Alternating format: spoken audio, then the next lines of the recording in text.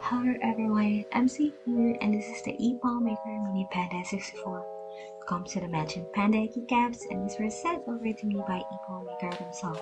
I will unbox, build, and mod this keyboard to the best of my ability. I'll be using the KTT Mint for the switches. But before we begin, let me say something about the sponsor of today's video, PCBWay. If you have any personal project or maybe a school project, or you just have an idea in mind that you want to put in the business, you have to check out PCBWay. PCBWay is a one-stop solution for all your OEM needs. They offer joint development services for your concept and will work together with you from product design, prototype, small quantity to bulk production, up until the doorstep delivery of your final product worldwide. So no matter how big or small your project may be, whether it's a PCB manufacturing and assembly, CNC machining, 3D printing, metal sheet fabrication, PCBWay has a service that's perfect fit for your needs. So go check them out in the link in my description box to know more about the services that they offer.